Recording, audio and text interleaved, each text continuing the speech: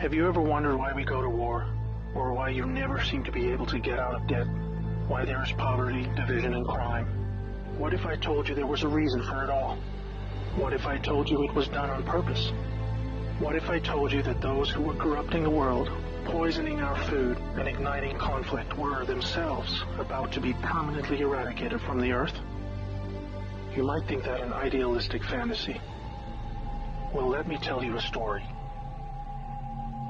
We acknowledge there are criminals, of course. They rob your house, they steal your phone.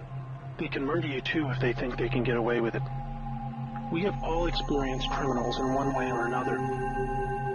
Criminals, as we know, are those who choose personal gain over the rights of others and have no regard for the law. But here is where you need to expand your thinking. Criminals can also succeed in business and politics, and can be elected as our leaders. If a criminal became the president, imagine what they could achieve. They could use the full weight of their executive power to commit much larger crimes and ensure they and their friends were enriched to the fullest extent possible. A criminal president could create alliances with other criminal presidents and then collaborate on more global criminal activities. Anything goes.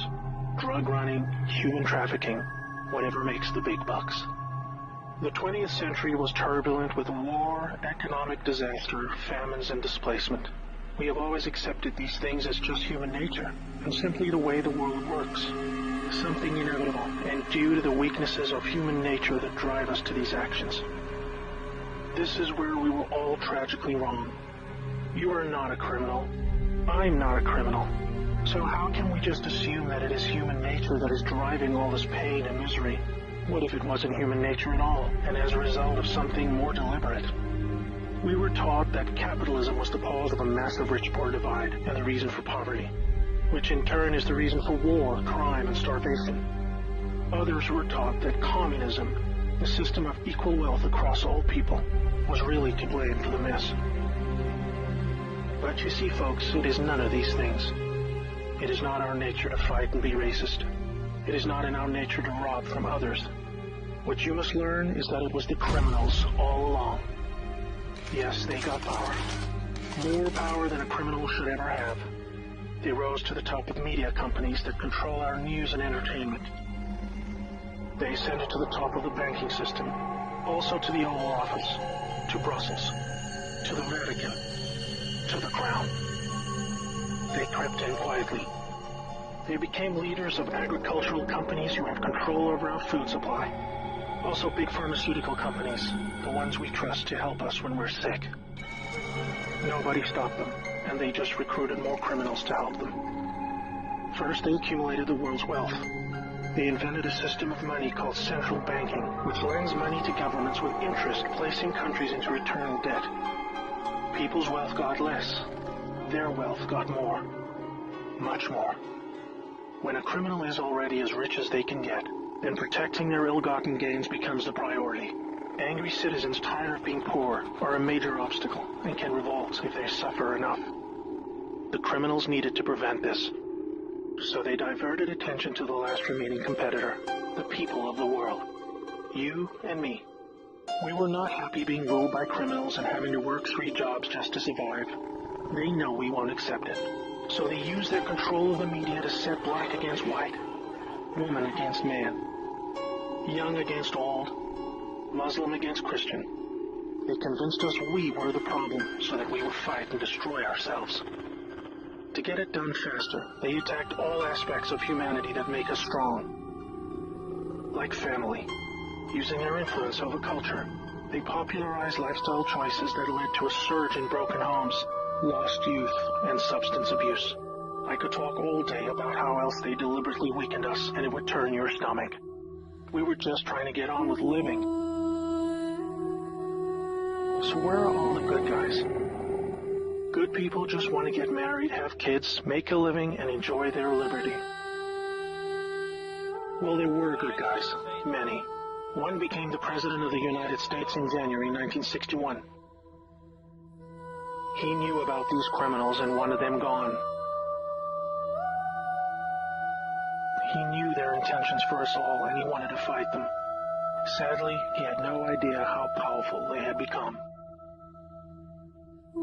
Reagan also had good intentions for the American people.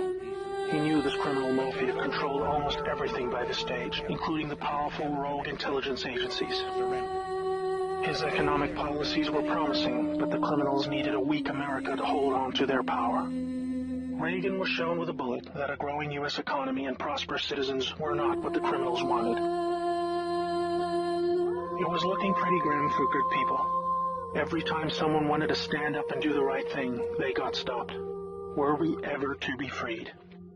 These criminals are also known as the Deep State, or Cabal, because of how they control things behind the scenes. Every president after Reagan was one of these Deep State criminals, and their empire got even stronger. With each bad president came new depths America and the world would sink. The world collapsed into darkness. Do you need me to tell you how? Destroyed factories, declining job numbers, sicker people, opioids, destruction of Iraq, Syria, and Yemen with pointless war, displacement of people into Europe, ISIS, terrorism, collapsed governments, poverty, and genocide. Total misery. Do you think that was inevitable? Hell no. Well, here's where things start to take a new turn. When the full picture comes to be known, it will forever be regarded as the greatest story ever told. Well, here is the top line. Some good people still held positions of power. They valued humanity and the rule of law. While the criminals discussed their game plan at the annual Bilderberg meetings, the good guys were making plans of their own. The information age was coming to change history forever. As the internet flooded into every home and appliances became smarter, and when people started carrying tracking devices, an opportunity to put an end to criminal control over the world was emerging. We became connected, trackable, and surveilled. But so did they. They became dependent, just like we did, on email, SMS, instant communication. It made crime much easier, but it also put them on a grid that, if accessed by the right people, would expose their crimes to the public and end their iron grip on us once and for all. In this new age of information, it was thought that the military should also have its own intelligence agency to focus on cybercrime and espionage. They called this the NSA, the National Security Agency. Here we had every phone call, email, and text from every device stored and archived. Whether it be someone making a doctor's appointment, or the Deep State setting up a massive heroin purchase from the Taliban. In the right hands, it would be enough information to expose the entire sinister criminal plot to rub us blind and wipe us out.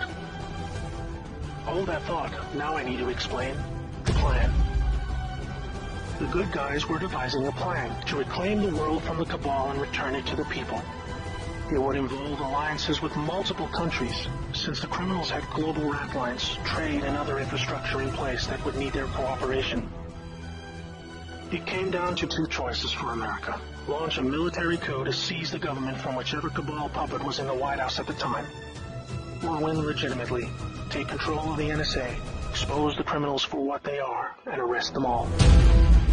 Obviously, the first option would be very troubling for the public. With people still preoccupied with cabal-engineered social issues, they would likely revolt and hurt themselves and others. No, it would have to be the latter. So they needed a candidate who could win, and who could win big.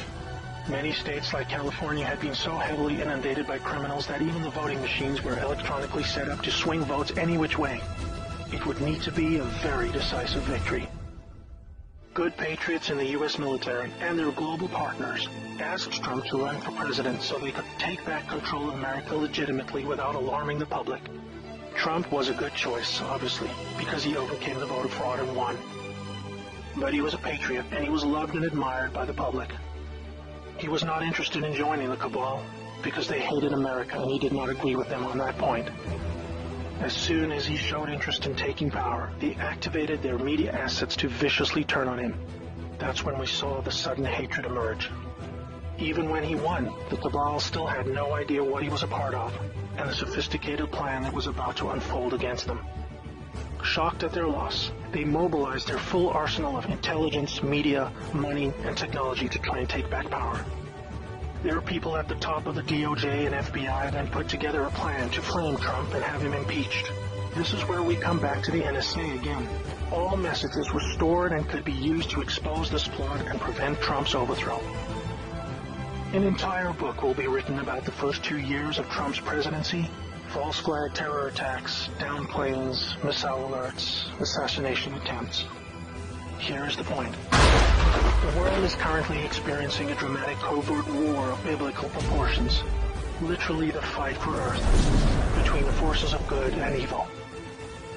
I can't put it in simpler terms, but I can say it appears the good guys are winning. The cabal had complete control over North Korea. They hijacked the Kim dynasty, took them hostage, and worked to build up a nuclear arsenal to threaten the world. Kim Jong-un suddenly embracing peace was simply because the deep state were beaten and driven out. ISIS was also destroyed in the year following Trump's win. We are all starting to see the pattern now, that enough time has passed, that our biggest global concerns are starting to recede, and peace is returning. It is all evidence that the good guys are winning the war. But we are still in the middle. While a lot is improving, it still puzzles many that most of these known criminals are still free, especially the higher-ups like Hillary Clinton, the Bushes, and Obama. That is coming in the next chapter of the story. That's why we have Q. The good guys with control over the NSA began the Q intelligence dissemination program to invoke an online grassroots movement that came to be called the Great Awakening. It started on underground internet channels and then moved to the mainstream. Q has been a fun distraction for those who follow world events and desire truth, but it is about to begin a much more important and necessary phase, keeping the public informed when the deep state war breaks out onto the surface. By this, I mean high-profile arrests. Yes, folks, the criminals I'm referring to are famous politicians, actors, singers, CEOs, and celebrities. People who have earned our trust, respect, and admiration. They have done very bad things that are all fully known and documented, and they will be severely punished. Those of us who have followed Q since the beginning will be here to help you make sense of the coming events. We are among the first to realize that our petty partisan divisions are just trivial distractions, and we are all enslaved by a hidden enemy. We realize that the problem was never capitalism or socialism, Democrat or Republican, black or white, Muslim or Christian. We know it was just very powerful criminals who had too much power.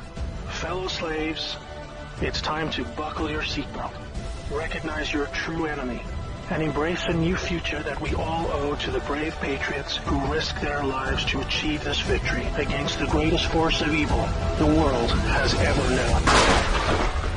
May God bless America.